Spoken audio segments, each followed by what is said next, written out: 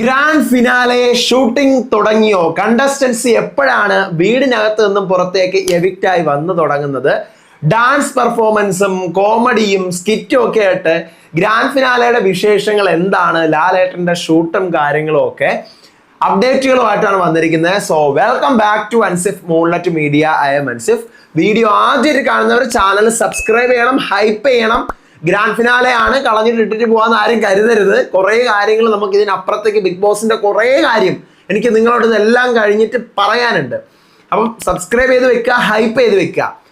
അപ്പോൾ അപ്ഡേറ്റിലോട്ട് പോവാം. ഇന്നലെ ഗ്രാൻഡ് ഫിനാലെ, നോർമലി നമ്മുടെ സാറ്റർഡേ ആണ് ഗ്രാൻഡ് ഫിനാലയുടെ ഈ പെർഫോമൻസ് ഷൂട്ടൊക്കെ നടക്കുന്നത്. ആ പെർഫോമൻസ് ഷൂട്ടെല്ലാം കഴിഞ്ഞിട്ടുണ്ടാവും.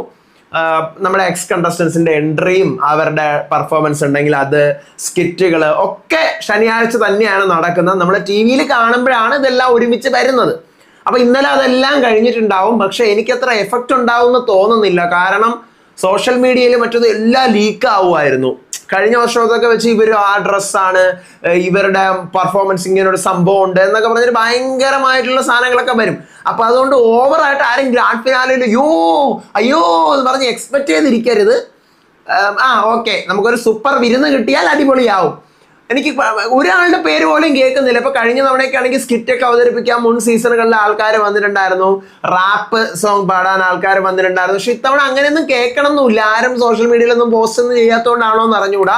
ഭയങ്കര സീക്രട്ട് ആയിട്ടാണ് ഇത്തവണത്തെ കാര്യങ്ങളൊക്കെ വെച്ചിരിക്കുന്നത്. കാരണം നമുക്കറിയാം, ഇതുവരെ വന്ന സീസണുകളിൽ ഇത്രയും അനീഷ് ജയിക്കുമോ അനുമോൾ ജയിക്കുമോ, അനീഷ് ജയിക്കുമോ അനുമോൾ ജയിക്കുമോ. അപ്പം അതുകൊണ്ട് അത്രയും സീക്രട്ടായിട്ടെല്ലാം ഉണ്ടാവും. ഇന്ന് അങ്ങനെ തന്നെ ആയിരിക്കും.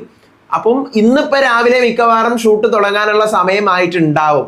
ലാലേട്ടൻ്റെ കുറച്ച് പ്രൊമോസും കാര്യങ്ങളും നമ്മുടെ എക്സ് കണ്ടസ്റ്റൻസും ഒക്കെ ആയിട്ട് ഇങ്ങനെ എല്ലായിടത്തും ചോദിക്കാൻ പറയുകയൊക്കെ ചെയ്യുമല്ലോ, അതായിരിക്കും സാധാരണ. അതൊക്കെ വേണമല്ലോ. അപ്പം അതിൻ്റെയൊക്കെ സംഭവങ്ങളായിരിക്കാം ഇപ്പോൾ അവിടെ നടന്നുകൊണ്ടിരിക്കുന്നത്. തുടങ്ങിയിട്ടുണ്ടാവും കേട്ടോ, ചിലപ്പോൾ തുടങ്ങിയിട്ടുണ്ടാവും, ചിലപ്പോൾ തുടങ്ങാൻ പോകുന്നേ ഉണ്ടാവുള്ളൂ. ഇനി കണ്ടസ്റ്റൻസിനെ എപ്പോഴാണ് വീട്ടിൽ നിന്ന് ഇറക്കുന്നതെന്ന് ചോദിച്ചു കഴിഞ്ഞാൽ, മുൻ സീസണുകൾ എടുത്ത് നോക്കുമ്പോൾ കഴിഞ്ഞ സീസണുകളൊക്കെ ഒരു ഉച്ചയ്ക്ക് ഒരു മണിയൊക്കെ കഴിയുമ്പോഴത്തേക്കും ഓരോരോ എവിക്ഷൻ വീതം സ്റ്റാർട്ട് ചെയ്യും. അതായത് ടോപ്പ് 5, ടോപ്പ് 4, ടോപ്പ് 3 അങ്ങനെ സ്റ്റാർട്ട് ചെയ്യും. ഉച്ചയ്ക്ക് ഒരു 1-2 മണി എന്തായാലും കഴിയുമെന്നാണ് എനിക്ക് തോന്നുന്നത് കേട്ടോ. 2 മണി എന്തായാലും കഴിയും. കാരണം ഇവർ ആഹാരമൊക്കെ കഴിച്ചതിന് ശേഷം ആണെന്നാണ്. കഴിഞ്ഞ വർഷമൊക്കെ അങ്ങനെ ആയിരുന്നല്ലോ. അതിന് വലിയ മാറ്റമൊന്നും വരാൻ പോകുന്നില്ല.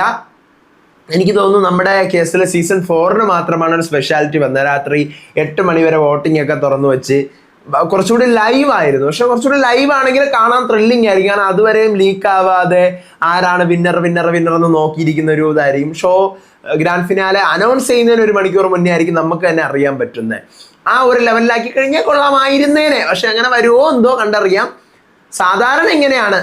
ഇന്നത്തെ കാര്യം എനിക്ക് അറിഞ്ഞൂടാ. നോർമലി ഇങ്ങനെയാണ് നടക്കുന്നത്. ഇനി ഒരു എന്താ പറയുക, ഒരു 5 മണി, ഒരു 5-5:30 കഴിഞ്ഞോണ്ട് എനിക്ക് തോന്നുന്നു ഒരു 5-5:30 ഒക്കെ ആയപ്പോൾ തന്നെ ആരാണ് വിന്നർ എന്നുള്ള കാര്യം ഡിക്ലെയർ ചെയ്തു. വിന്നറിനെ ഡിക്ലെയർ ചെയ്യുന്ന ആ ഒരു ടൈം ആകും. പിന്നെ അവരുടെ പരിപാടീസും ആഫ്റ്റർ പാർട്ടിയും കാര്യങ്ങളൊക്കെയാണ്. ഇതിനിടയ്ക്ക് വെച്ച് എപ്പിസോഡ് നമ്മളെ ടി വിയിൽ വരും. 7 മണിയാകുമ്പോൾ സ്റ്റാർട്ട് ചെയ്യും. ഇതാണ് ഗ്രാൻഡ് ഫിനാലയുടെ അപ്ഡേറ്റുകൾ. ഇനി ആരാണ്, എന്താണ്, എവിടെയാണ്, എപ്പോഴാണെന്നൊന്നും ഒരു പിടിയുമില്ല മക്കളെ.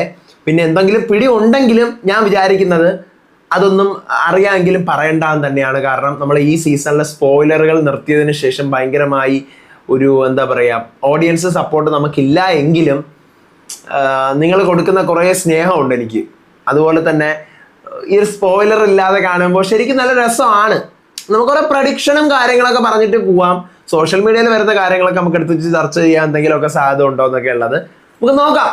ഓക്കെ, അപ്പം ആരെങ്കിലും എന്താ പറയുക, ഡിസർവിങ് ആയിട്ടുള്ള ഒരാൾ വിന്നർ ആവട്ടെ, അനുമോൾ ആവട്ടെ അല്ലെങ്കിൽ അനീഷ് ആവട്ടെ, 2 പേരിൽ ആരെങ്കിലും ഒരാൾ ആവട്ടെ എന്ന് തന്നെയാണ് ഞാൻ ആഗ്രഹിക്കുന്നത്. കണ്ടു തന്നെ അറിയാം. അപ്പോൾ അടുത്ത അപ്ഡേറ്റുമായിട്ട് വരാം, വിശേഷമായിട്ട് വരാം. ചാനൽ സബ്സ്ക്രൈബ് ചെയ്ത് ഹൈപ്പ് ചെയ്ത് വെക്കുക. അടുത്ത വീഡിയോ ആയിട്ട് വരുന്നവരെ ഏവർക്കും ബൈ.